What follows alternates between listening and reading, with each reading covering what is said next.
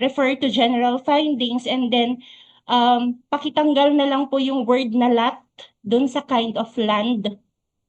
Ang nakalagay po kasi is commercial lot, ganun. Mayroon pa rin po yung word na lot. Pakitanggal na lang po. Tapos, for Benito Saliven naman po, refer again to the general findings and then napansin ko lang po kasi purely sworn statements po yung nagamit. Wala po ba tayong deed of sale, ganyan. And then, for LGU Burgos naman po,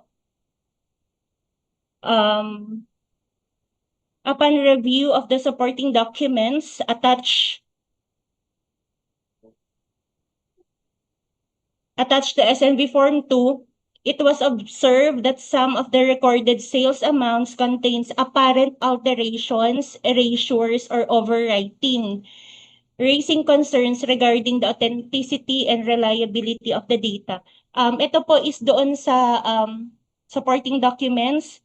Kung makikita niyo po yung mga sworn statements po kasi doon, karamihan po na correction tape, kahit po scanned kasi siya, halata pa din po kasi na may mga alterations. Na-scan, parang na-correction tape po siya and then napatungan ng ibang values. Hindi ko po alam kung mali lang po yung naunang nailagay or what. Pero better siguro na mag-initial po kayo doon sa mga erasures or if ever man may erasures po, dapat po one line lang and then mag-initial po on top.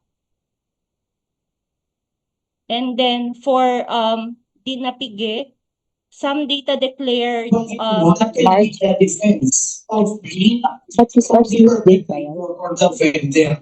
So, Ang initial po na work, sa yung defense, it should be submitted to the pag-erase yung pag-business. different ano lang po. Sinabing this question lang. RD, medyo choppy po. Ma'am, pa-repeat. Nasa boxer din. Yung sinasabi sa deed of sale, pwede initial lang doon, ha? Signature operators and Okay.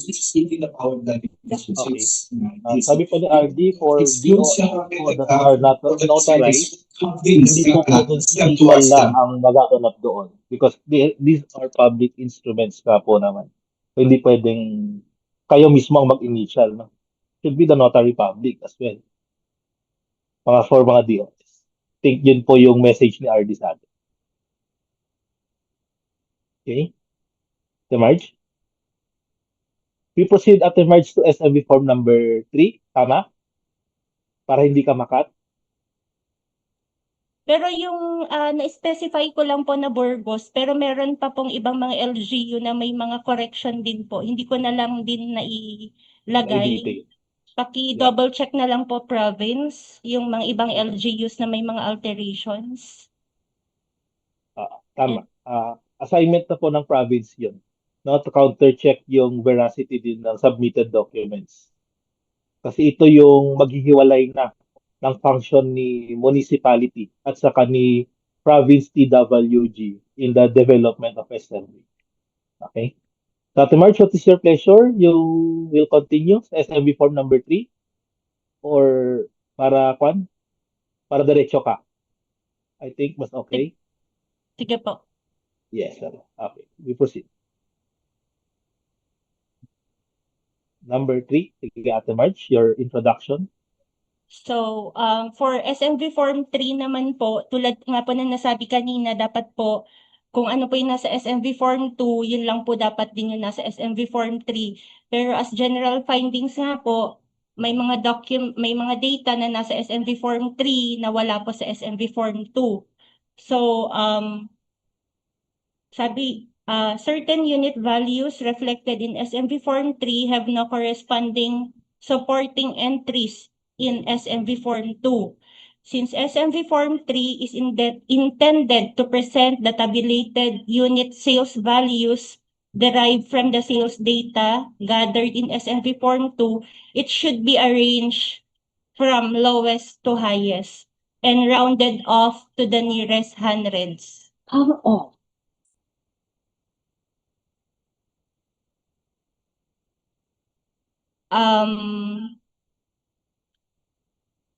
All entries in SMV Form 3 should be fully supported by the corresponding records in SMV Form 2. The presence of unsupported entries affects the traceability, consistency, and accuracy of the valuation data used in the preparation of the proposed schedule of market values. So, as per LAM, it should be rounded off to the nearest hundred. So, province, paki-check na lang po yung consistency sa rounding off to nearest hundreds po. So, yung mga ibang LGU na hindi na po na-mention dito, please refer na lang po to the general findings.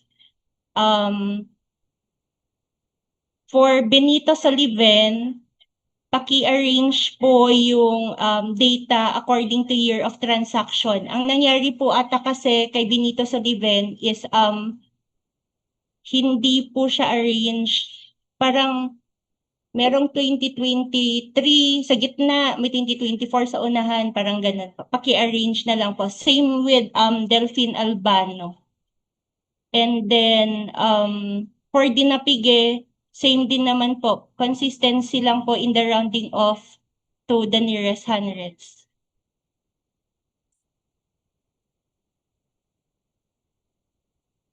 So for SMV form number 4, wala naman pong masyadong findings dito yung ibang mga LGU. Ito lang po yung tatlong LGU na nakita ko na may inconsistency.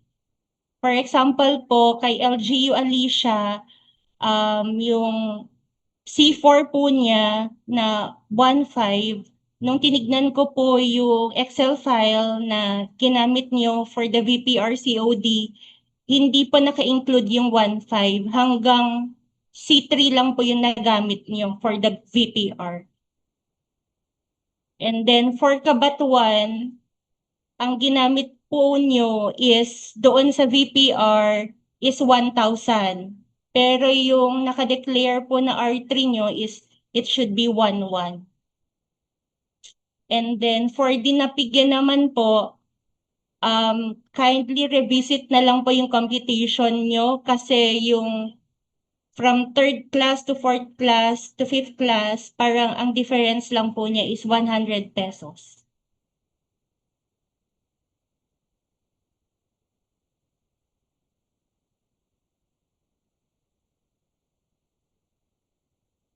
SMV form number 5.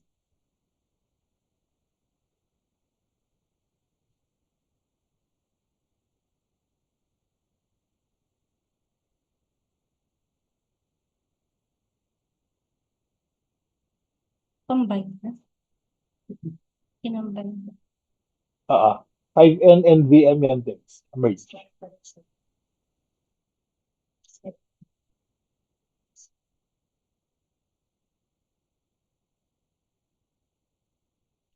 Ayun po. So, general findings for SMV form number 5 and the land value map, make a descriptor that are specific for each of the barangays reflective with the LVM.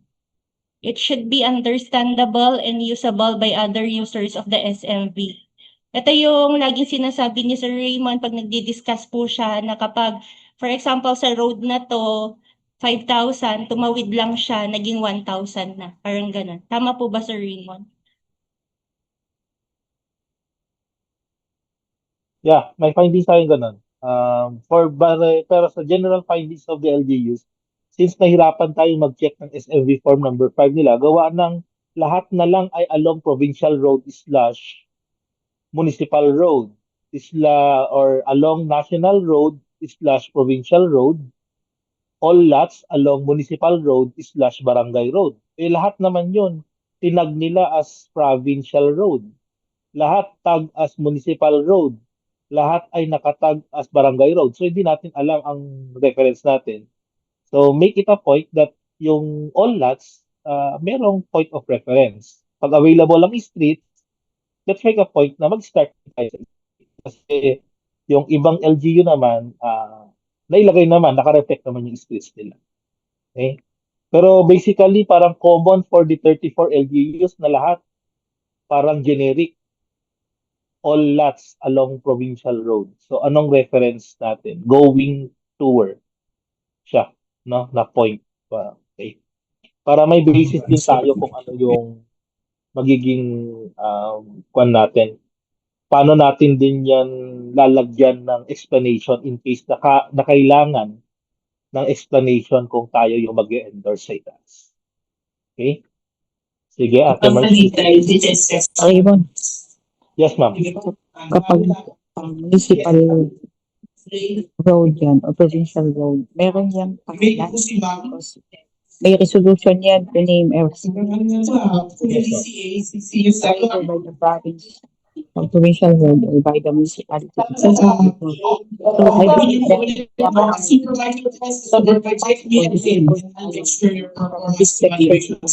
this section, Alalahanin niyo po yung Okay. Paano ko ba isa-summarize this? Basta po, parang narinig ko dun sa message ni RD is yung merong resolution yung mga name of roads ninyo. Tama po ba? Sounds off po, LGUs? Yung resolutions, sa bagay, yung pagpalit na ng kalye, may batas eh. So, more or less, parang yun lang po kasi nakatch ko ng message ni RD kanina, yung about resolution. So, paki-refer na lang, paki-klaro kumbaga, doon sa reference doon sa LVM in relation to your SMB form number 5 para po mas madali yung pag-check namin. Okay? left grade. Huwag common noun. Gawin siyang proper noun. Ang kalsada. Okay. Huwag pong common noun. Gawin pong proper noun. Okay. Ayun. Sige po. Sir Raymond, San Yes, Manuel. ma'am. Yan. Sir, kasi yung mga street, sa poblasyon ko, sir, meron kaming street. How about sa mga barrios ko, barangays, wala naman po akong mahanap na street. So, can I use other reference point aside from yung street name na lang? Pwede naman po. Ano pong proper noun na pwede natin gamitin? Puro? Tingnan ko, sir, kasi meron ako yung mga Nia Canal Road na pwedeng mag-start yung reference point ko. Or yung Ay, first natitibag po street. yun eh. Pa? Pwede pong matibag. Yung Nia Road, sir? Nia Road? Nia Road naman. Hindi Yes. naman pangalan. May pangalan din. Yes. Kasi yung Pangalan daw. statute of Yes.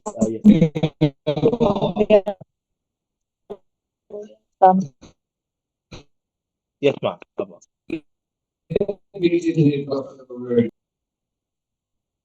Basta wag lang po yung subject to pwedeng mabago at any point in time during the use of the SMV. Just like ang reference natin yung bahay ni Barangay Captain, wag lang po yung mga ganon. Kasi pwedeng mai-transfer at any point in time within the year. Pwedeng maibenta ni Kapitan yung bahay niya. Wala na yung point of reference natin. Like sa halimbawa, dun sa area ko, sir, is yung pinaka-reference point ko, yung start kasi ng residential area is a road, barangay road. So can I use that as a reference point? The first barangay road in the entry sa residential site, parang ganun. Anong reference natin? From national to?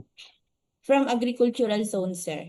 Agricultural area. Tapos ang unang-una is meron siyang barangay road. Yun na yun ang parang reference point ko. Okay lang yun, sir.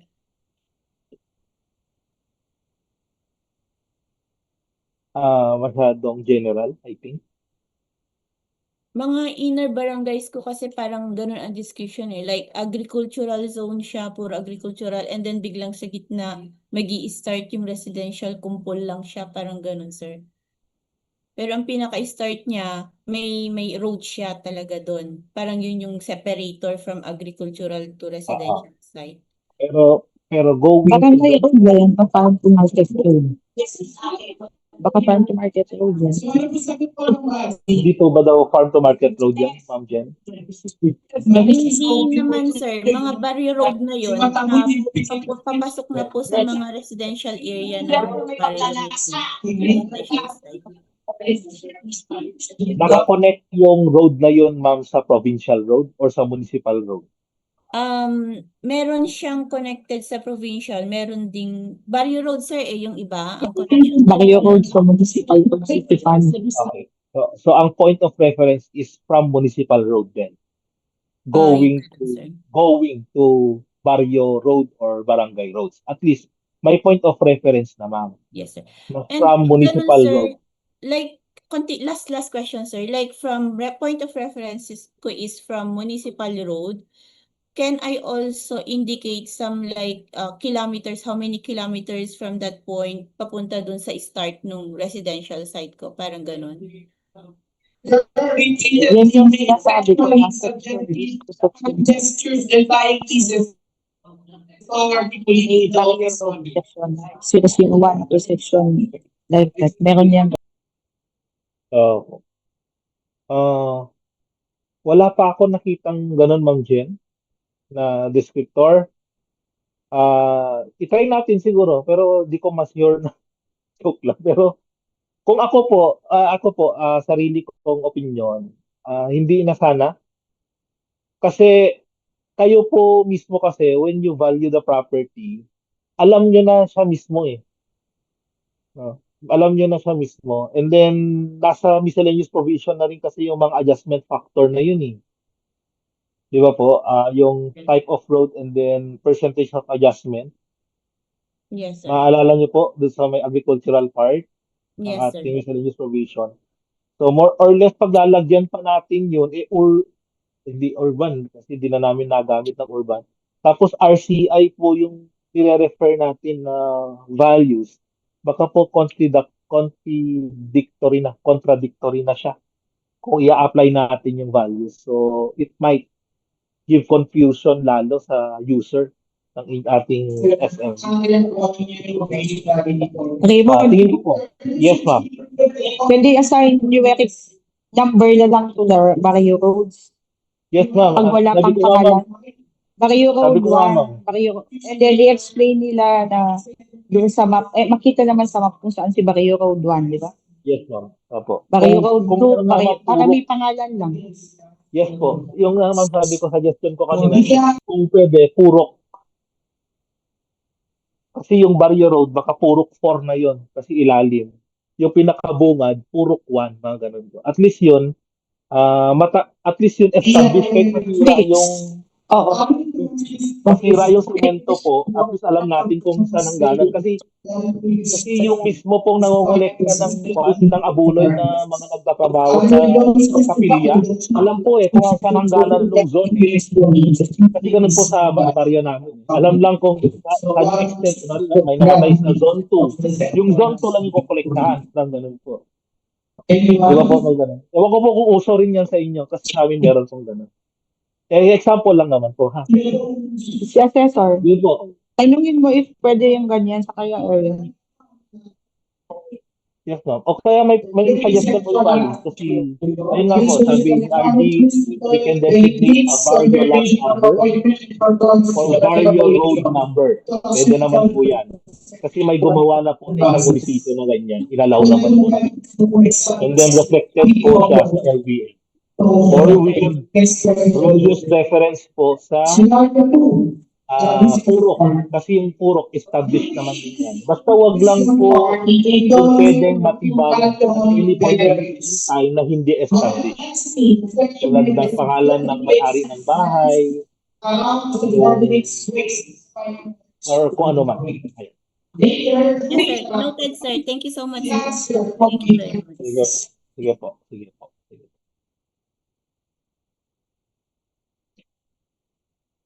The Marge?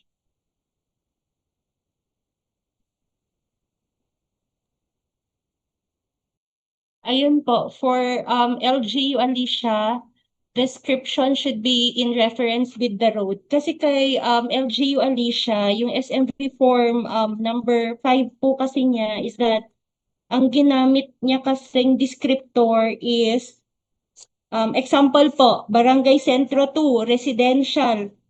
All lots classified as residential. Ganun po kasi yung description niya.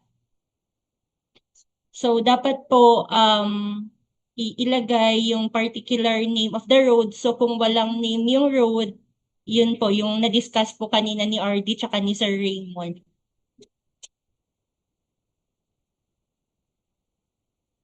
Tapos po, yung sa, Sir, discuss ko na rin po ba yung sa land value map or sa SMB Form 5 muna? Okay lang siya na mag-relate kasi related naman yung dalawa. It's Okay. fine. So, Diskarte mo. So with Alicia din po, for LGU Alicia, paki-check po yung inyong land value map kasi po incomplete po yung color coding. Ibig sabihin po, may mga areas dun sa land value map na nalagyan yung example po sa Barangay Magsaysay. Yung road po doon ay yung lot po doon sa may Barangay Magsaysay Road, may value po na nakalagay na 8,000 pero wala po siyang color. Ganyan. So, and pakitignan na lang din po yung ibang mga barangay pa. Ayun. And then, road names are not indicated on the land value maps and should be labeled for proper identification and reference. Meron po kasi dito sa LGU Alicia, wala din po nakalagay kung barangay road ba siya, provincial road or national road. Paki-check na lang po. Several areas contain blank land values. Meron naman po yung iba may color pero wala pong naka-indicate na land values. And then all sides of each valuation area should have the corresponding land value indicated in the SMV Form 5 to accurately reflect the assigned values. Kasi sabi nga po natin, mag-asawa po yung SMV Form 5 tsaka po si land value map. And then for ang ngadanan naman po, description use is too generics. Ang nakalagay po kasi sa inyong SMV Form 5 is all lots classified as commercial or residential. Tulad po ng sabi kanina, description should be in reference with the road. Ayun po. And then, sa inyong land value map naman po, ensure consistency that the corresponding unit land values are indicated on all four sides of each valuation area in the land value map to clearly reflect the applicable market values.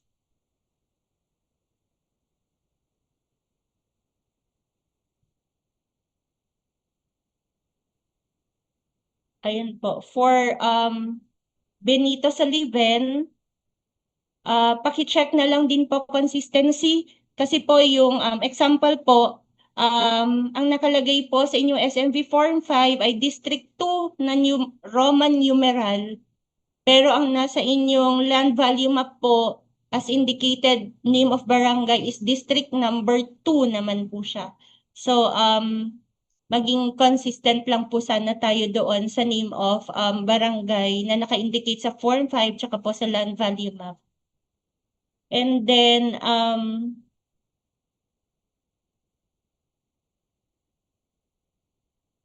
for Benito Saliven, under land value map naman po, ensure that all roads reflected in the land value map are properly labeled where official road names have been established. Kasi nakita ko po dito sa Benito Saliven, may mga barangays po na meron naman pong road name. However po, sa inyong land value map, hindi po siya sa inyong SMV Form 5, hindi po siya naka-indicate. General pa rin po yung ginamit kahit po na may naka-indicate na po na specific road names. Ayun po. So for Burgos naman po, please refer to the general findings for your SMV Form 5. And Hello, ma'am, sa Sullivan po. Yes, sige po. Sir Marlon. Ma'am, regarding dun Open po ng cam. Open po ng cam. Hello po. Ma'am, yung kasi dun sa case ng Benito Solon, wala kaming name ng roads. Purely wala kaming na-create na pangalan sa mga roads namin. Wait lang po.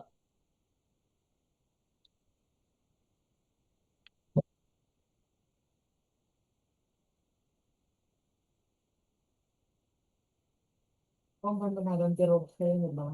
From street. Kaya may baga na nga So, mga road. di ba? Wala na yun. Hindi ba? LGU pala yung ato.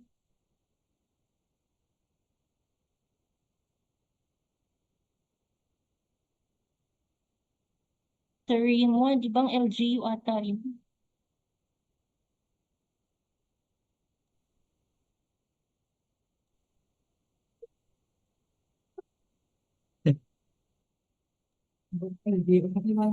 Sinabi kasi kanina, ma'am, na Benito Sullivan. Benito Sullivan, ang findings po ninyo is yung District 2, Roman Ayun. numeral 2. Yes, yan. Sa Form Yes, po. 5, Yes, okay. sir. Pero kanina after nung findings na yung sa District 2, sinunod po yung Okay. barangay name. Other barangay names daw is mayroon kami, pero wala naman pong kaming barangay name sa mga lahat ng barangay namin.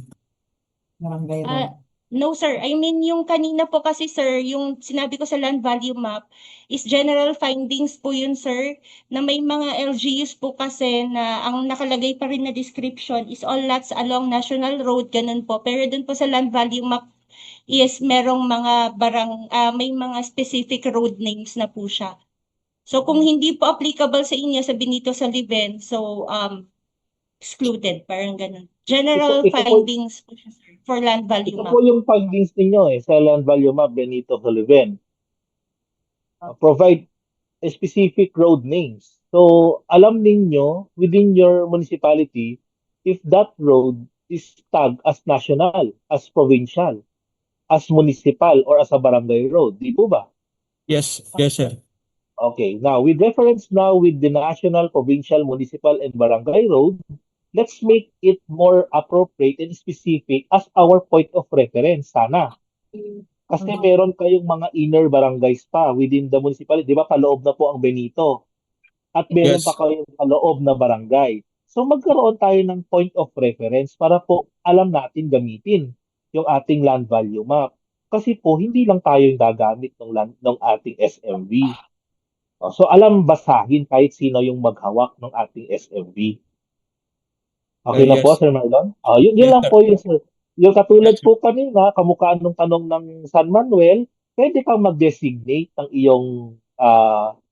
iyong barrio number kung gusto nyo po para lang meron tayong as a reference para po magkaroon tayo ng mas appropriate kung saan ba talaga itatag yung value for that certain block or certain point na pwedeng i-apply yung mga values na develop. Okay na, Sir Marlon? Ma'am Carol? Ayan, nag-thumbs up Okay, naman. sir. Okay. Okay, sige po. Sige, Ate Marge?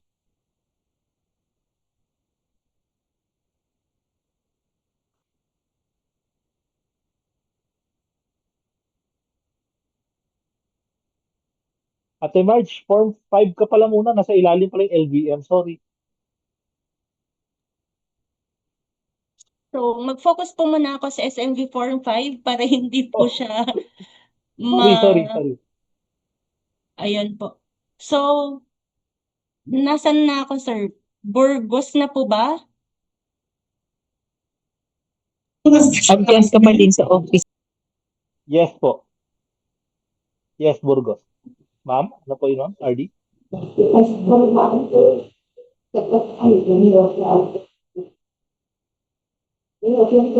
Marge? Ayun po. Diba? For LGU Burgos naman po, for your SMV form number 5, please refer na lang po to the general findings. And for LGU Kabagan, property, ay, ito po yun, si LGU Kabagan po pala yun. Yung property descriptions is in SMV Form 5, uniformly use the phrase all lots along provincial, municipal, barangay road, despite the availability of officially identified road names within the LGU. Tama po ba, LGU Kabagan? Andyan po ba kayo? Good afternoon, ma'am. Yes po, present po kami. Opo, tama Sir. sir, no? Ang ginamit niyo po kasi sa SMB Form 5 niyo is generic, pero yung sa land value map niyo sir, may mga specific road names po kayo? Yes, ma'am. We have po. But we have already updated po yung SMV form namin. Baka hindi lang po siguro na-update yung naipasa po sa inyo.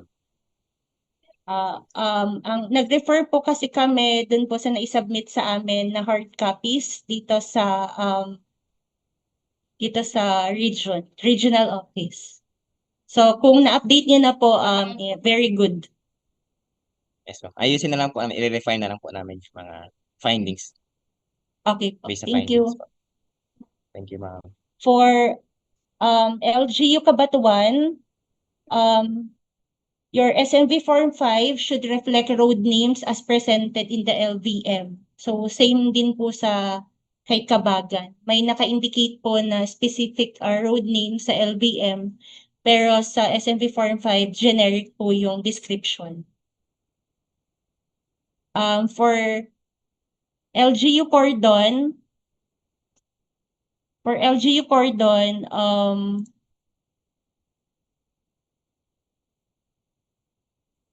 verify the correctness of the unit values reflected in your SMV Form 5 and the corresponding land value map.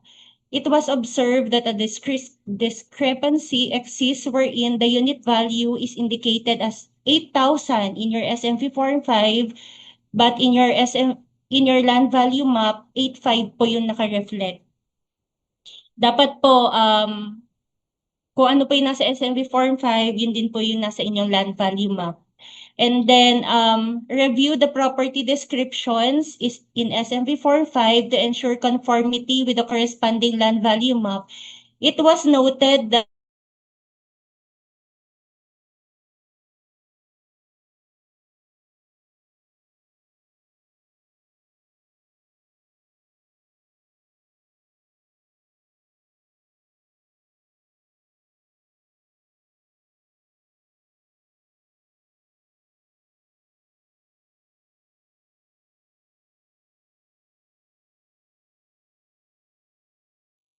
Nawala po ba si Miss Marge sa end nyo? yes sir, nawala po. Sige, let's wait na lang po. Baka loading or umulan sa regional office.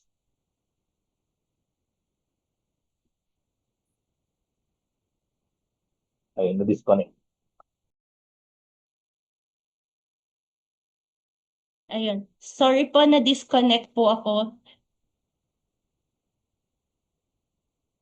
So, ayun po. Ang nakalagay po kasi doon sa SMV Form 5 nyo is all lots along Provincial Road, ang value niya is 5,000. Pero pag titignan nyo po dun sa inyong land value map, along Barangay Road siya, pero 5.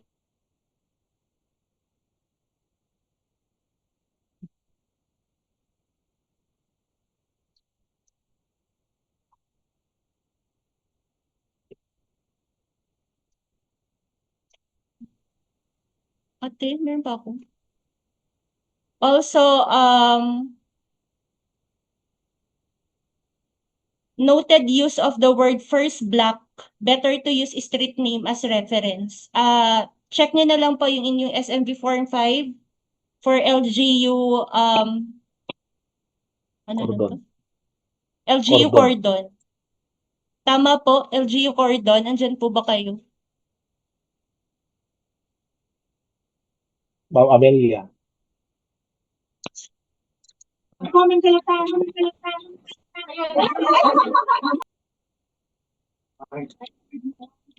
Ayun po. So kung wala pong from LGU Cordon Province, please check on this na lang po. And then,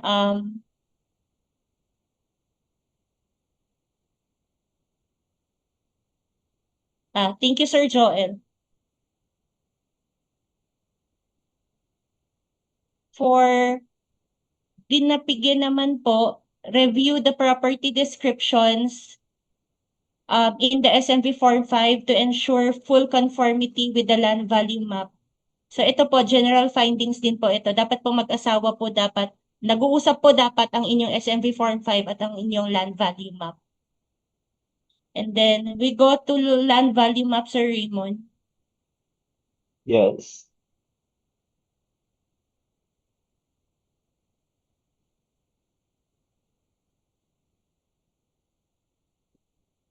So,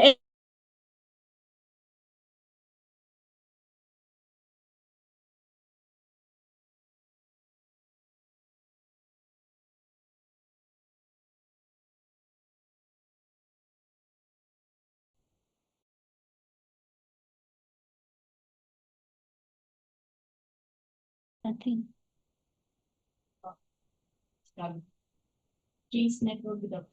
Yes po, nag-change network na po kami.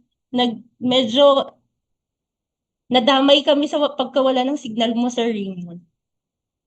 Sir, LGU Burgos na pa, na-discuss ko na po yan kanina. Alicia to Benito sa living.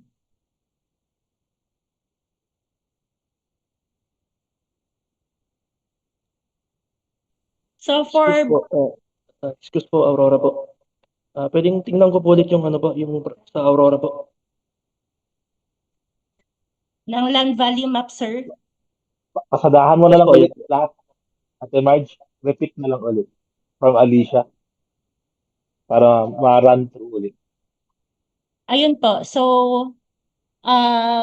for land value maps, LGU Alicia, tulad po na nasabi kanina, incomplete color coding po. And it should be complete, color coding should be complete to ensure proper representation of the land value classifications. Road names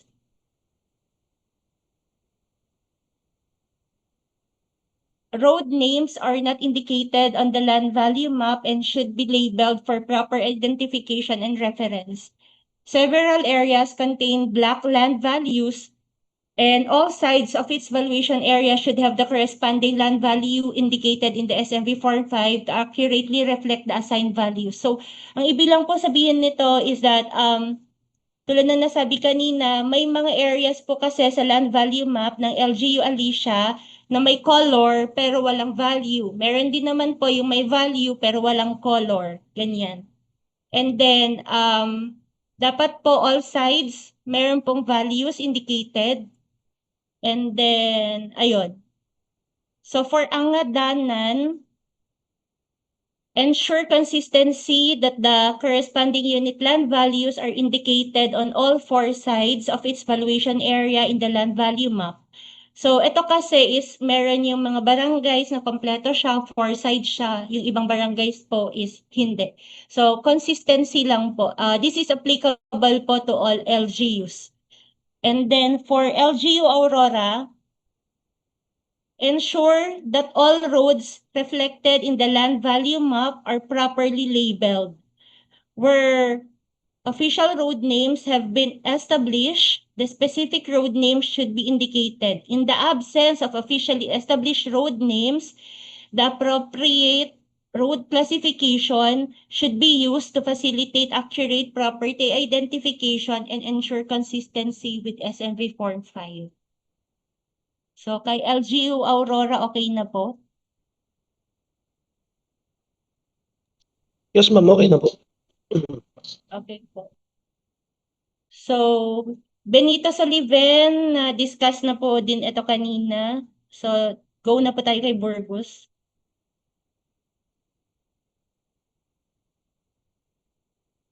So, for Burgos naman po, tulad din po na nasabi kanina, ito po kasi yung common findings sa inyo. Hindi po kasi consistent yung paglagay niyo po ng values sa lahat ng sides.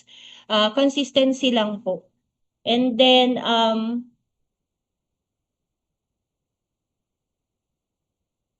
indicate the specific road names on the land value map and in SMV Form 5 where applicable.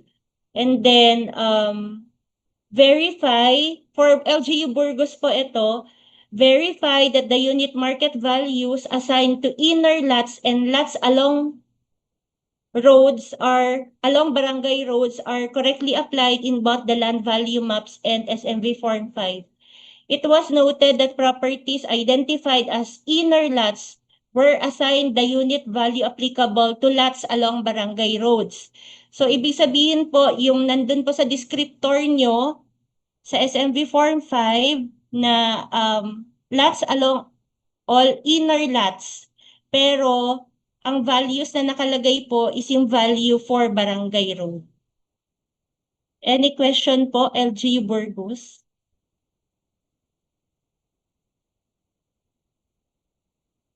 So, for LGU Burgos pa, pa-identify na lang po kung saan po talaga yung inner lots at saka saan po yung barangay road. And then, general findings din po ito sa lahat. Ensure consistency between the land value map and the SMV Form 5.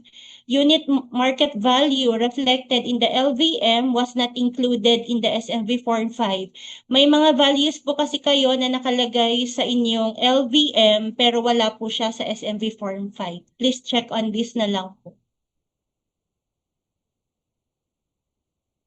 For LGU Kabagan, in the presentation of the land value map for each barangay, only the map of the subject barangay should be presented. The inclusion of adjacent or nearby barangay map should be avoided as it may create confusion in identifying the correct barangay boundaries and valuation areas. So for LGU Kabagan, paki-revisit po yung submitted land value map.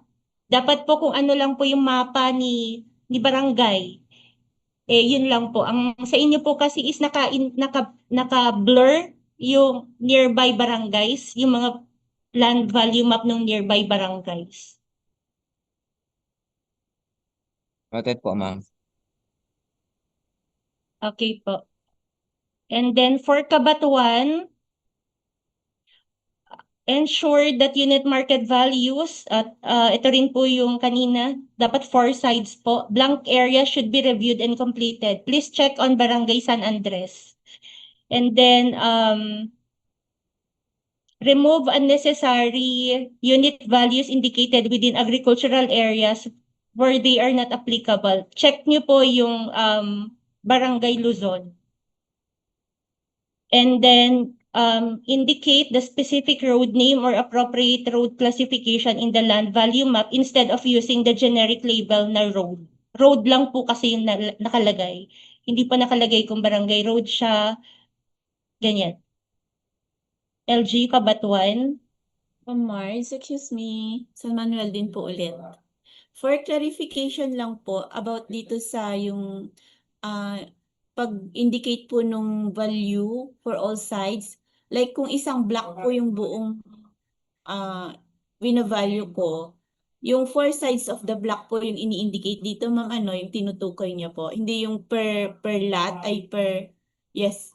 Like kung isang buong area ng residential lot, yung 4 sides nung buong lot na yon, like if it consists of 5 blocks, yung 4 sides ng 5 blocks, hindi po yung per block na dapat may 4 siyang every corner. Ganun po ba yun? Sir Raymond, per block po yung 4 sides, di ba? Yes. Magpakita ako mamaya ng reference. Sir.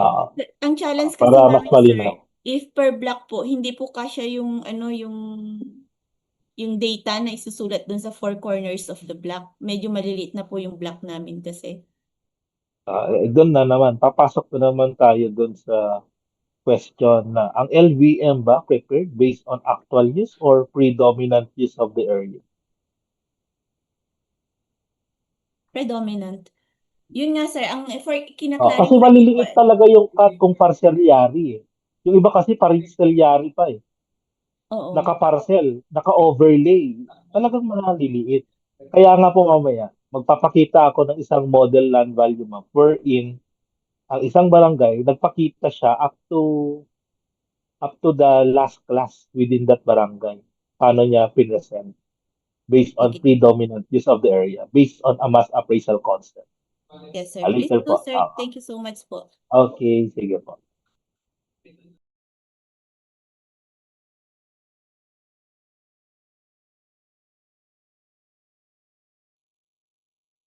Ayun po. So for LGU cordon, presentation of the land value map in the uploaded file, not in accordance with the sequence presented in the SMV Form 5.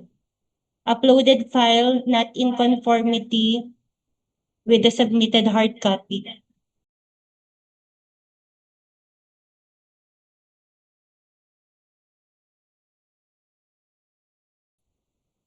Ayan po, ensure continuity that all sides should reflect values. And then for LGU cordon, follow mass appraisal, not actual use po. For Delphine Albana naman po, ensure that the land value maps are prepared based on the principles of mass appraisal and not on the actual use of individual properties. Ensure the continuity of unit market values throughout the land value map. All applicable sites or boundaries of each valuation area should have the corresponding unit land values indicated to avoid gaps and ensure a complete and accurate presentation of valuation zones. For Delphine Albano, ensure consistency in the presentation of unit market values in your LVM. While some barangays indicate values on all sides, others have missing values on certain sites. All applicable sites should have the corresponding unit values indicated.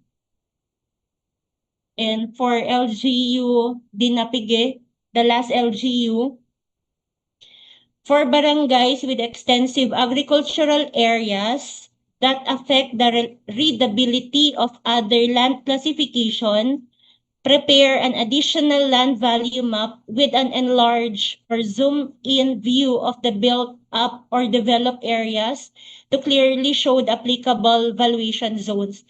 Tama po, no? Sa Dinapigi kasi meron yung mga barangays na parang konti lang yung may residential commercial siya. Mostly agricultural siya. Pag titignan mo kasi sa hard copy po, hindi na po talaga makita yung residential commercial niya. So I think it was allowed naman po na mag-create ng isang zoom-in na land value map.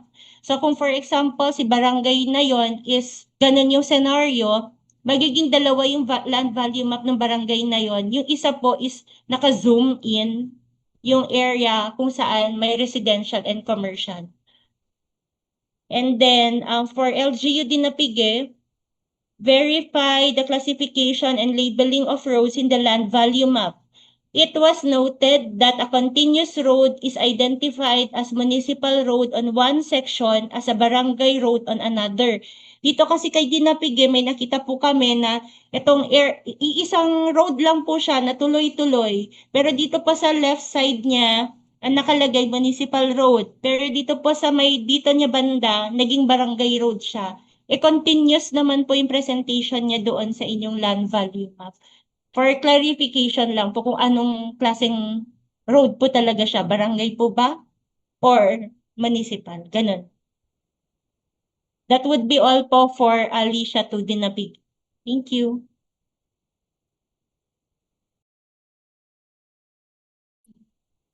Okay, Ma'am. may clarification po from the first 10 LGUs? Yes, Dinapigi. Ma'am, check lang po namin, ma'am, pag pasok po ng tax mapper namin. Kasi ang alam ko po, continuous yun eh. Ang alam ko po, ganun yun na-submit. Check lang po namin, ma'am. Kasi may isang municipal road po kami from Barangay Dibulo to Ayud. Yun lang po yung nag-iisang municipal road. Check ko lang po pagdating ng tax map namin. Okay. Okay po. Noted, Ma'am Melita ata? Oh, Ma'am Dinapigi. See you soon, Ma'am Dinapigi. Sige. Any questions na po? Clarification from the first 10 LGUs before we proceed po? Okay. Sige. Kabagan. Sir, may question. Yes, Kabagan.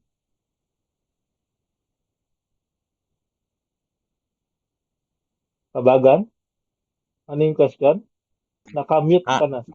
sir. Yes. Regarding po dun, sir, sa land value map, hindi na namin po i-indicate kung yung mga barangay boundaries niya, no, sa adjacent barangays niya. Doon po ba sa gilid? Eh kung going to next barangay po as a point of reference, pwede naman po. 23 dati. So, 19 lang. Okay, May digit thank you. 24 dash na. Okay na, Kabagan? Sir Raymond, Yes po, sir. Yes.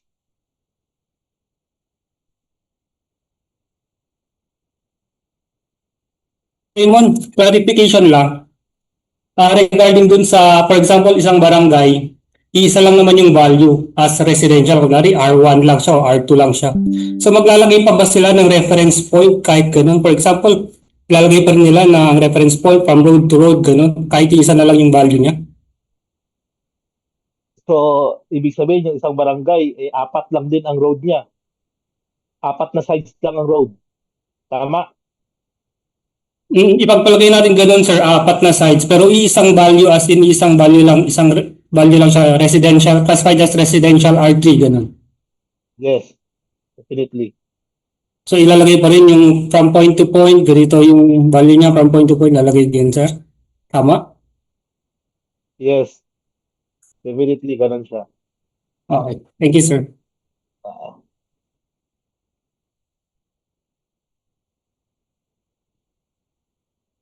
Anong munisipyo yun? May nakita ba tayo gano'n? Sir, yung kay LGU Kabagan kanina, ito po yung land value map kasi nila is, hindi ko makita. Yung, for example po, yung barangay Katabayungan. Hindi na po kasi ma-identify kung saan yung hangganan ni barangay Katabayungan kasi nga po doon sa land value map na present nila naka-indicate din yung mapa ni barangay Tasibarag Norte tsaka Sur. Yan po. Patanggal lang po yung mga mapa around barangay Katabayungan.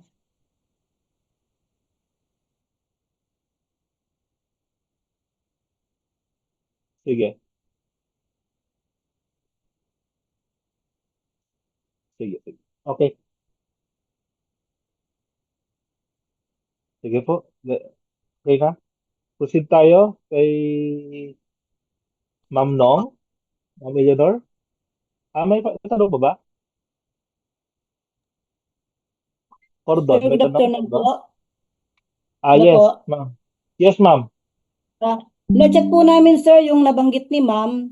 Yun po yung papunta ng Barangay Dimalwadi na road.